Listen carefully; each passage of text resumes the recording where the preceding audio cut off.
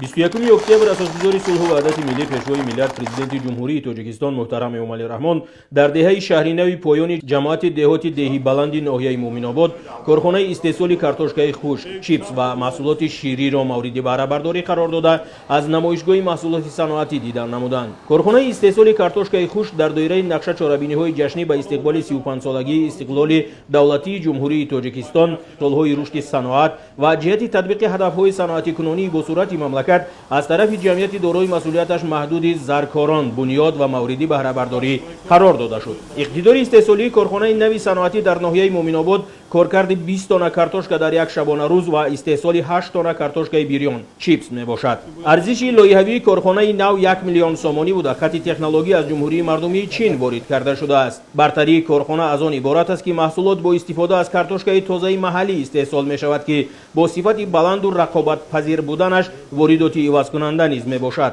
در یک بست در کارخانه نو برای 20 نفر جای کاری فراهم آورده شد. در نتیجه موقع استوار کسب کردن در بازار استعمالی و در 3 بست راهاندازی نمودن فعالیت در کارخانه تا 60 نفر با جای کار و معاش خوب تامین می شوند.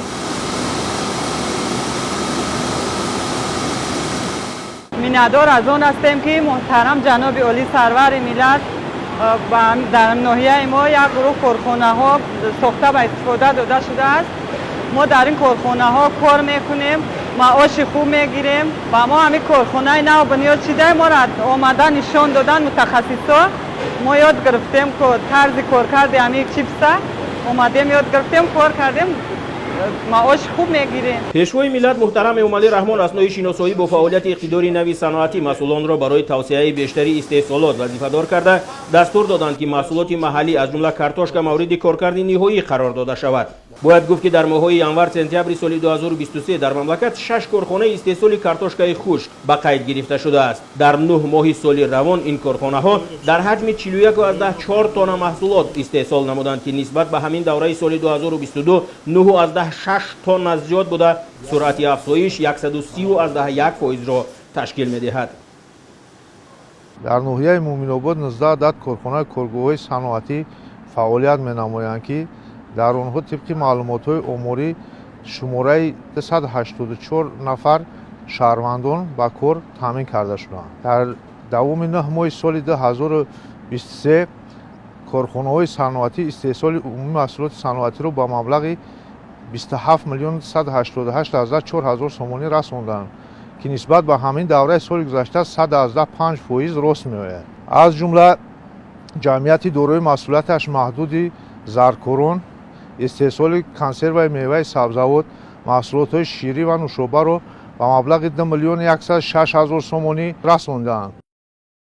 در کارگاه محصولات شیری جمعیت دارای مسئولیتش محدود زرکاران که با اشتراک سرور دولت تاجیکستان محترم امامعلی رحمان مورد استفاده قرار داده شد 10 نفر با شغل تامین شدند. محصولات استحصال شونده کارخانه نو به 10 نمود میرسد. جامعه مهنتی کارگاه جرغات و قیماق، سمتان و تواروک، روغن مسکه و چکه و دوغی از لحاظ اکولوژی تازه را توسط دستگاه‌های پیشرفته صحوی استحصال کرده با صفت بلند پیشنهاد خریداران میگردانند. اقتدار استحصالی کارخانه کارکرد 44 تن شیر در یک ماه بوده. ارزش لایحه‌ای آن 2.9 میلیون سومانی میباشد. خط تکنولوژی کارخانه محصولات شیری جمعیت دارای مسئولیتش محدود زرکاران از جمهوری مردمی چین وارد کرده شده است. با به فعالیت آغاز کردن فرمای شیری جمعیت دارای مسئولیتش محدود زرکاران حجم واردات شیر به کارخانه بیشتر و نامگوی محصولات استحصالی نیز افزایش داده می شود. لازم به ذکر خاص است که در 9 ماه سال روان در جمهوری 48 کارخانه در سمت کارکرد محصولات شیری به قید گرفته شده است و در دوره حساباتی در حجم 13.5 تن محصولات شیری از جمله 1.8 تن یخماس و 224.5 تن پنیر استحصال نمودند. این نشان دهنده ها 66.8% طلبات جمهوری را تامین می نمایند و 33.2% این محصولات وارداتی می باشد. ضمناً طی ماه‌های ینور سپتامبر سال 2023 از مقیاس جمهوری محصولات شیری صادرات کرده نشده است.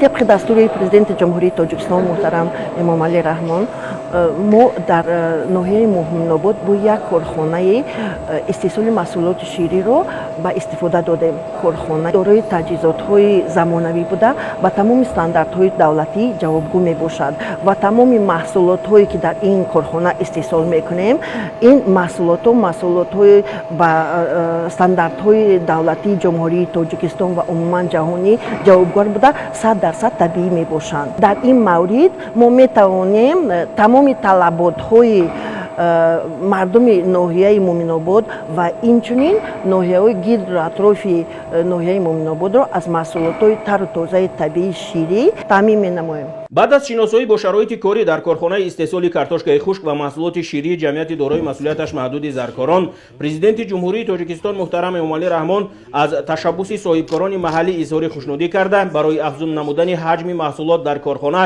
ва таъсис додани ҷойҳои нави корӣ ба онҳо дастуру ҳидоятҳо доданд. ҳамчунин роҳбари давлат муҳтарам Эмомалӣ Раҳмон дар ҳамин ҷо аз намоишгоҳи маҳсулоти саноатии корхонаҳои ҷамъияти дорои масъулияташ маҳдуди Заркорон боздид ба амал оварданд. дар намоишгоҳи саноатӣ беш аз 20 намуд консерваи меваву сабзавот, нӯшобаву шарбат, 10 намуди маҳсулоти ширӣ ки ҳамагӣ дар коргоҳҳои истеҳсолии ҳамин ҷамъият истеҳсол шудаанд, ба намоиш гузошта шуданд. иттилоъ дода шуд ки то замони соҳибистиқлолӣ дар ноҳияи Муъминобод ҳамагӣ ду корхонаи саноатӣ фаъолият дошт ки яке барои коркарди ангур ва дигаре барои коркарди шир пешбинӣ шуда буданд. айни замон дар ноҳия 16 адад корхонаи саноатии хурду миёнаи истеҳсолӣ фаъолият дошта, то ҷашни 35-солагии истиқлолият боз бунёди 12 корхонаи дигар дар нақша аст. ҷамъияти дорои масъулияташ маҳдуди Заркорон аз соли 2019 ба кор шурӯъ намудааст ки дар комплекси агросаноатӣ кӯшиш кардастем ки дохил шавем. Корхонаи мо истеҳсоли шарбатҳо, истеҳсоли картошкаи хушк, истеҳсоли маҳсулотҳои шириро истеҳсол мекунем. дар корхонаи мо ҳар сол нисбатан ба соли аз пешгузашта ҳаҷми маҳсулот баланд шуда истодааст. таъкид бояд кард ки ҷамъияти дорои масъулияташ маҳдуди Заркорон аз зумраи муассисаҳоест ки тавассути ташкили коргоҳу корхонаҳои истеҳсолӣ ва анҷоми тадбирҳои иҷтимоӣ дар рушди иқтисодиву иҷтимоӣ ва бо ҷои кор таъмин кардани сокинони ноҳияи Баландкӯҳи Муъминобод ҳиссаи муносиб дорад. зимнан фаъолияти корхонаи коркарди меваву сабзавот дар ҳудуди ҳамин ҷамъияти истеҳсолӣ нишонаи саҳмгузорӣ дар рушди бахши саноати ноҳия мебошад. корхонаи мазкур аз ҷониби соҳибкорони маҳаллӣ соли 2019 бунёд шуда аз сехи истеҳсолу коркарди меваву сабзавот ва амбуру сардхона иборат аст. дар корхонаи коркарди меваву сабзавот ва истеҳсоли нӯшокиҳои ташнашикан, нӯшоба, афшура ва мураббои меваҳои гуногун омода карда мешавад. дар як сол дар ин корхона бо истифода аз ҳосили боғоту заминҳои кишоварзии ҳудуди ноҳияи Муъминобод қариб 200 000 зарфҳои аз 0,9 то 1,8 литраи консерваву нӯшоба ва афшураву мураббо истеҳсол карда мешавад ва даҳҳо нафар бо кори доимиву мавсимӣ таъмин мебошанд. албатта мояи ифтихору сарфарозист ки бо гузоштани ҳар як қадами неки асосгузори сулҳу ваҳдати миллӣ, пешвои миллат, президенти ҷумҳурии Тоҷикистон муҳтарам Эмомалӣ Раҳмон ба ноҳияи Муъминобод 10 солаи баъдии рушд, орзу ва ормонҳои мардуми ноҳияи Муъминободро ба пешвоз мекашад. ба истифода додани корхонаи коркарди картошкаи хушк дар ноҳияи Муъминобод омили муҳимест барои мардуми ноҳия. яке аз омили муҳим буданаш, манфиатбахш буданаш ин аст ки чандин афроди корталаб дар ноҳия соҳиби ҷои корӣ мешаванд, доимӣ мешаванд ва ба ҳамин минвол метавонад сабаби истеъмолии кишварро пурбор созад. мояи ифтихор ва сарфарозӣ аст ки дар ҳудуди ноҳия чунин корхонаҳои саноатӣ ба кор шурӯъ намуданд. занон ва бонувони хонанишини ноҳия аз кушодашавии чунин корхонаи саноатӣ хушнуд ҳастанд ки бо ҷои кори доимӣ таъмин мегарданд. дар ҳудуди корхонаи саноатӣ маҳсулот коркар карда мешавад ва 20 нафар аз занони хонанишин ба ҷои кори доимӣ таъмин карда шуданд. мо миннатдории худро мерасонем ки моро бо чунин кори доимӣ таъмин карданд. президенти ҷумҳурии Тоҷикистон муҳтарам Эмомалӣ Раҳмон аснои шиносоӣ бо зарфиятҳои истеҳсолии ҷамъияти дорои масъулияташ маҳдуди Заркорон ба роҳбарият ва кормандони он ҷиҳати саҳмгузорӣ дар раванди ободониву созандагӣ, таъсиси ҷойҳои нави корӣ ва анҷоми тадбирҳои иҷтимоӣ сипосу миннатдорӣ баён карданд.